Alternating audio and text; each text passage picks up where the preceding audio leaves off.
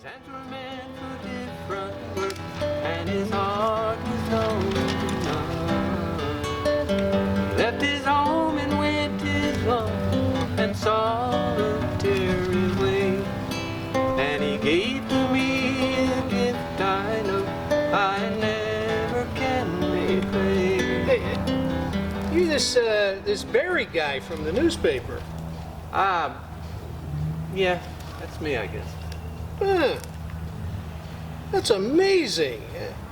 Hey, my name's Robert Darling from Citrus Theater Beat. Barry, Denham. Yeah. Hey, you know, what's the chances of meeting you here in the park on my favorite bench? Yeah.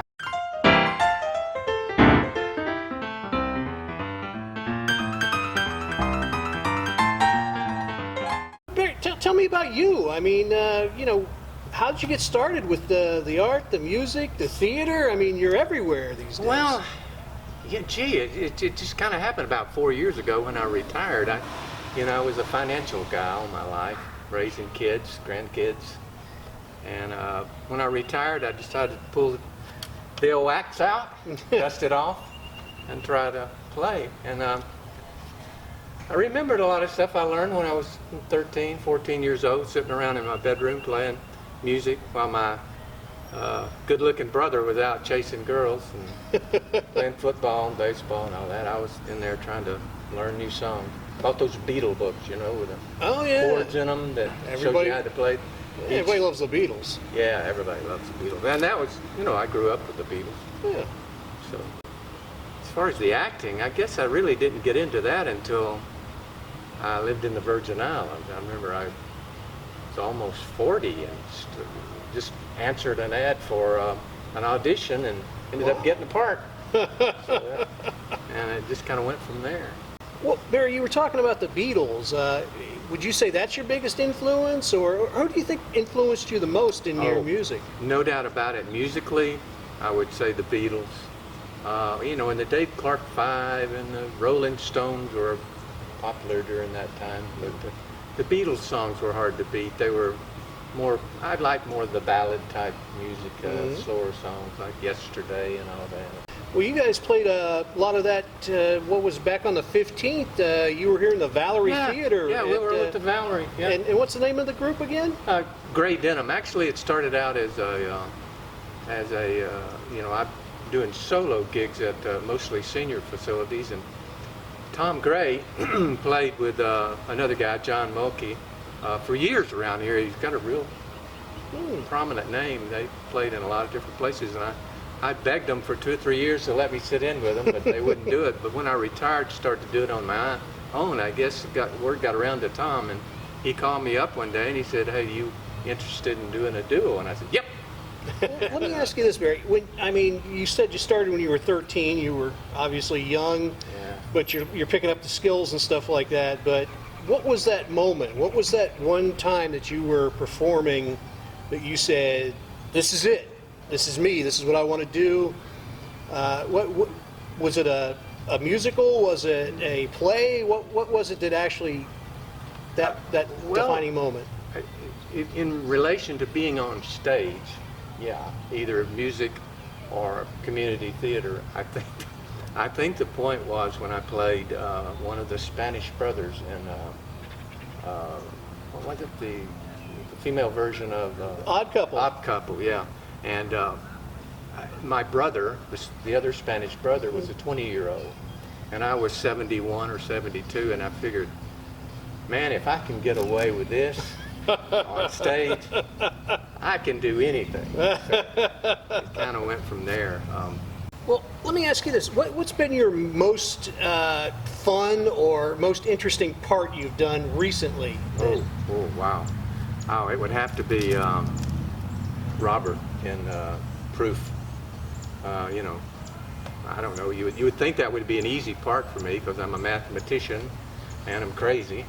So, and I'm almost dead. So I fit the categories of all of that show. But that was the most emotional bloodletting I've ever been in, playing that part. It took so much energy and so much emotions that the last performance, Maddie, who plays my daughter, Catherine. We went off stage for that last scene, and she looked at me and she says, you have tears in your eyes. Were you crying out there? And I said, yeah, I think I was. I really, it really spoke to me.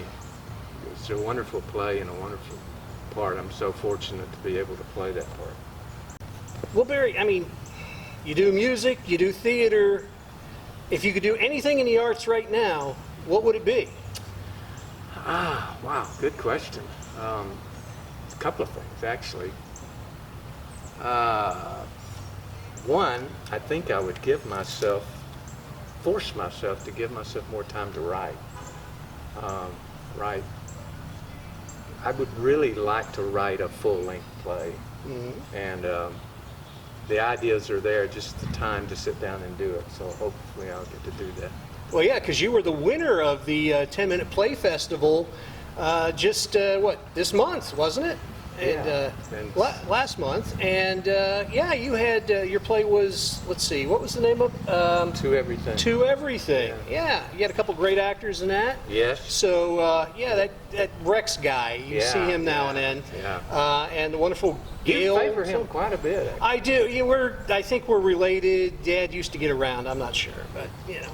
Yeah, I mean, you won three days in a row. It was a 3-day festival. 3 days in a row, your play was the most chosen. So surprised the hell out of me too. I mean, really, seriously, did. Really?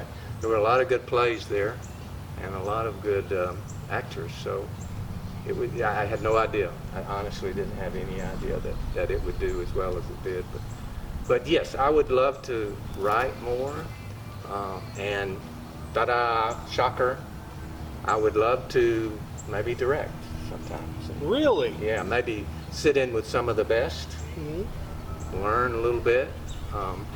I think I know a couple guys I can put you in touch with. Yeah, let's see that. What's that guy's name? Harry Lewis? Harry Lewis, Yes, yeah. And that guy Rex. Yeah. Yeah. He's pretty good. Good director. He eats all the donuts, but he's a pretty good guy. I could probably learn quite a bit from those guys, but. I got to be honest with you, you're a bit of an inspiration. You're a guy who's pursued music since he was a teenager. You love doing theater, and you're very good at it, but you're a family man. Yes, definitely. You've got a wonderful wife. I've met her. I don't know why she married you, but I'm sure there's something there. That's That's two of you, yeah. As a person at your stage in life that's done so many things, what would you say to artists out there, the real ones, the wannabes, the struggling kids, the older folks that are just now taking that step? What would you like to say to them? Encouragement? Don't do it? Run away? What?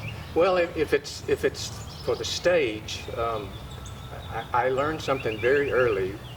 Having had no formal training in acting of any kind, I learned something very quickly, is that when you're on stage, get over yourself.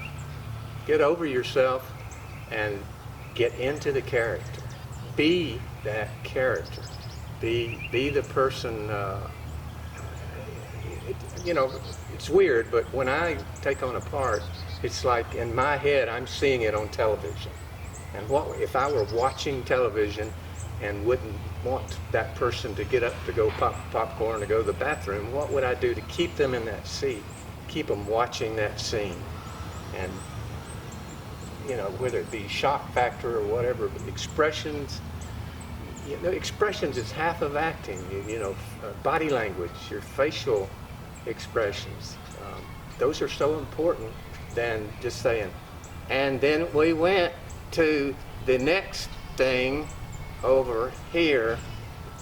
I was at a play with him, yeah. Yes. And when we were in plays together, we kind of made it up as we went along, but with staying in the script.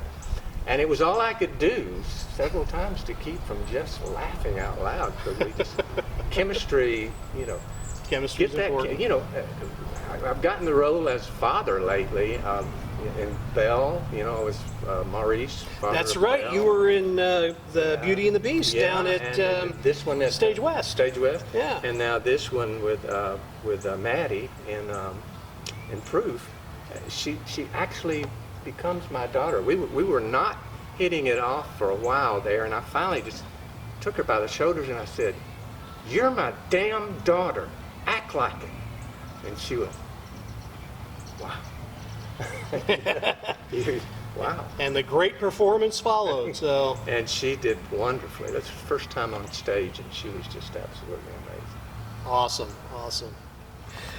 Well, folks, this is your favorite Darling Robert here in the park, Liberty Park, and just happened to run into my friend Barry Isn't here, that something? and it's amazing how that happened. Like, it wasn't 40 emails and a text message or anything. The treat for today is our Peep in the Peep site for November is Mr. Barry Denham. Got it right. I got it right. I usually screw up names.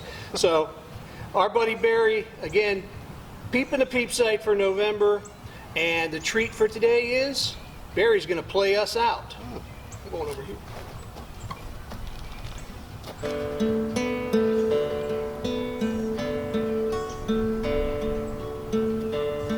Somewhere over the rainbow,